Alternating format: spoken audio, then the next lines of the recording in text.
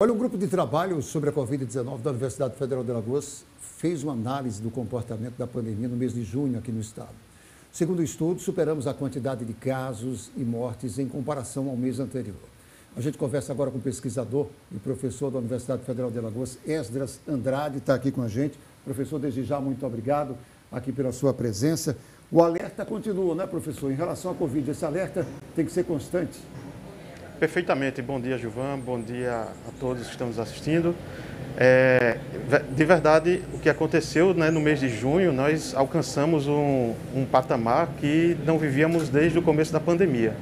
Né? O mês de junho de 2021, ele correspondeu ao terceiro mês com a pior quantidade de casos, né, a maior quantidade de casos registrados e de óbitos também, desde o início da pandemia. Essa pesquisa, professor, essa pesquisa, na verdade, Esdras, que foi feita pelo grupo de estudo da universidade, constatou o quê? Quais as mudanças, quais os avanços ou, infelizmente, as regressões que tivemos aqui em Alagoas? O que nós podemos observar é que a parte do agreste, do sertão do estado de Alagoas, houve um crescimento muito grande em relação à zona da mata, onde Maceió está inserida. Então, nós verificamos que a pandemia ela está num estado muito avançado nesses municípios aí do Agreste e do Sertão. Com destaque, por exemplo, eu posso trazer para vocês aqui, o município de Jacaré dos Homens, que teve um crescimento de quase 900% em relação ao mês de maio.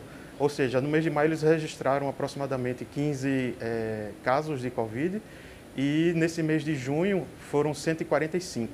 Então a gente verifica outros municípios ali ao redor também, Carneiros, por exemplo, Palmeira dos Índios também teve crescimento muito grande.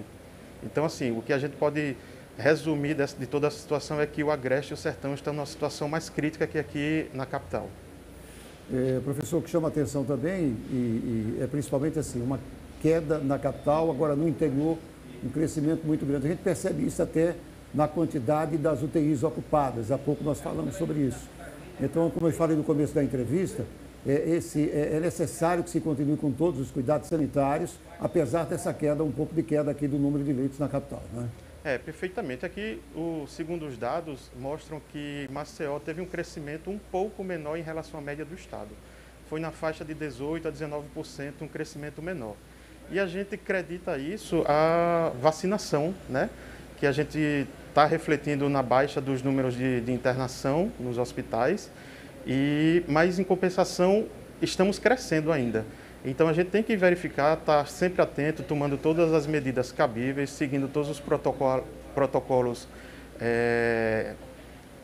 sanitários e com isso a gente tentar evitar, né, uma manifestação de novas variantes aqui no nosso estado, né? A gente pelo menos retardar isso, já que a gente não sabe se há essa possibilidade. Então a gente tem que tomar todos os cuidados e verificar, está sempre se verificando por parte, né, agora dos poderes públicos, está sempre atento a esses números aí e está sempre vigilante.